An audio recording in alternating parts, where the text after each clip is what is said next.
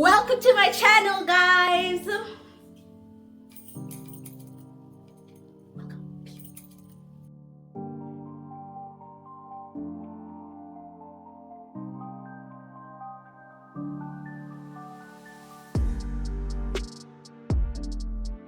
Hi guys, it's your girl Kayla, and today we'll be reading the Expedition Down Under Chapter 5, and I can't wait to see if the kookaburra is in there. Who knows? Anyways, let's get reading because I'm literally overly excited to see if the kookaburra is in this chapter. So here we go, Chapter 5. Oh, Chapter 5. Is it upside down? We started turking through the bush, trying to keep up with Tiki. She didn't seem to notice all the roots, rocks, and pickers. We reached a clearing and Tiki turned to face us. We were glad she stopped because we were all out of breath. The biggest problem facing our wildlife next to human beings is virals. You ankle bitters know what a viral is. She looked around at our faces. Nobody said anything.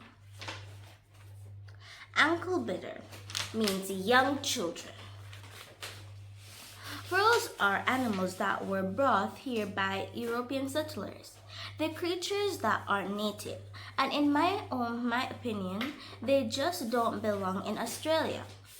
They're animals that are common where you live, like rabbits, foxes, goats, pigs, cats, and dogs.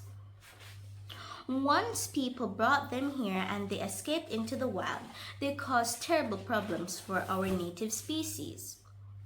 They eat the food that the native wildlife eat, and some of them hunt and eat our native wildlife. So several Australian zoos have worked to breed our native animals, and they put them back into the wilderness where they can keep feral animals out. This is one of those areas. I looked around. It didn't look any different from other places we'd driven by. Get your cameras out, said Tiki. We're going to see some interesting creatures. She moved to a hollow log and picked up one end, gently shaking it until a sleepy, long-nosed fur animal with a bushy tail slid out.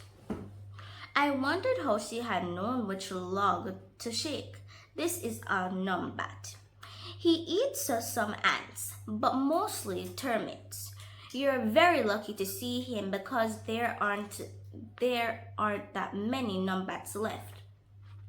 Our cameras clicked. Tiki gently slid the sleepy numbat back into its log. Go ahead and have a look around, she said. It's perfectly safe here. I thought Tiki had some strange ideas of what was safe, but it was great to run around and look for things. I was really hoping to be the one to spot the kookaburra.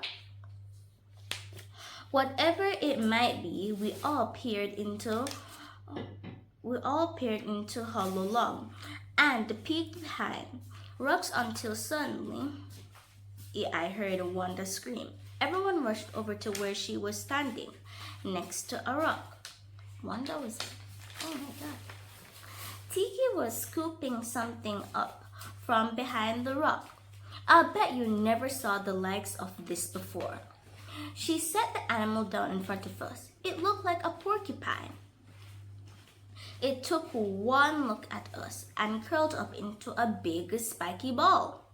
I couldn't believe Tiki had held such a pringly creature without hurting herself. She definitely seemed to have a special way with animals. An ahidna. An ahidna. Phoebe said probably.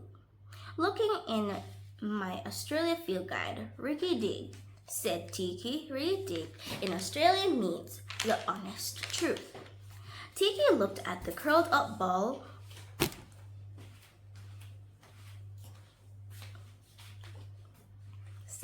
Sorry, people. Tiki looked at the curled up ball of spikes. "Oh," said Tiki, "I'm not going to hurt you." Okay, it's spiky, so is it that cute for you to say, "Oh"? She sounded amused. "He just does that to protect himself. We got lots of ohinas in Australia because they can survive all over the place. Watch this." She took a stick and gently prodded the echidna. It, it burrowed in the ground until nothing was sticking out but some very sharp-looking needles. Nobody would want to eat a poor cushion like that for dinner. The echidna eats ants and termites with its very long, sticky tongue, and just like the platypus. The echidna is a mammal that lays eggs. The mother keeps the eggs in a small temporary pouch. The young hatch and stay in the pouch until they are about 3 weeks old.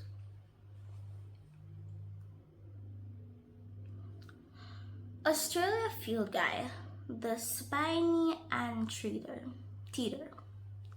The echidna, pronounced echidna, also called the spiny anteater, looks like a porcupine. It's covered with the short hairs to keep it warm and long sharp spines to protect it from enemies. An echidna lives entirely on ants and termites. The tip of its nose has cells that can detect electrical signals from an insect nervous system. That's how it finds ant and termites nest. Then the hunger anteater tears into the nest with the strong claws and catches the scratching insects with its sticky tongue. This is an echidna, also known. Yeah.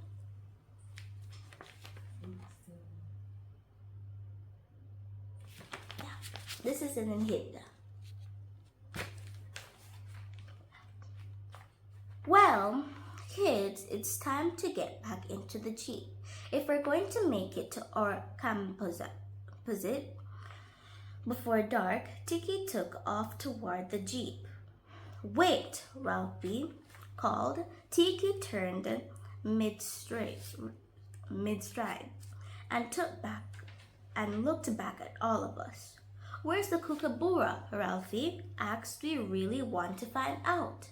"Me too." "Oh, the kookaburra must have taken off somewhere. No worries, he'll be back. Come on, move along now." She hurried off. We looked at the frizz. "Well, a kookaburra must do what a kookaburra must do," said the frizz. "And a class must do what a class must do. We must set up camp off to the back of beyond. The never country. That sunbathed land of red sandy dunes, black guinea trees, turquoise blue horizons, and star-filled nights." The phrase was warming to her subject. We walked after the phrase and Tiki through the trees. "No worries mean no problem or it will be okay." In Australia, never mean the bush or the outback. "Camp," said Alden. "Oh no, I'm not sleeping all this prinkly stuff." It won't be prinkly where we're going, Alden. We're headed for the outback," said Tiki. "It's pretty barren out there, and there aren't too many bugs." Alden looked relieved. There may be some snakes through, though, said Tiki with a mischievous smile. Arden looked worried again. Come on, class. Off to the magic school helicopter. We want to get there before dark. Magic school helicopter, then magic school bus, now magic, then magic jeep, then magic boat. Okay, how many vehicles this can turn into? How many things? Just hope it can also turn into a table. Just saying. Anyways, off we go.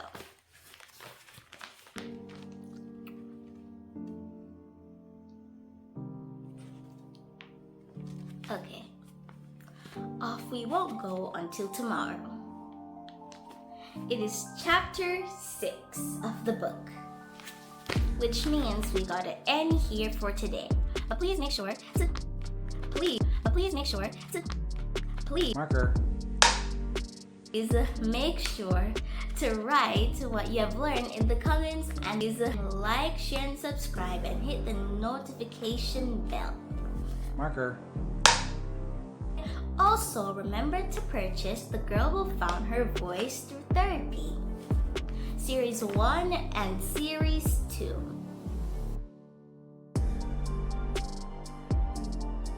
Marker. 1 and 2. And we also have another book called Aria. This was written by my mama. It's actually a book called The Science of Whiz, teaching you so many things about butterflies, adventures, and do not give up. I love this book. I read it about almost like 7 times. Please, remember to purchase this book also, Aria's Butterfly Adventure, The Science Whiz, written by my mom.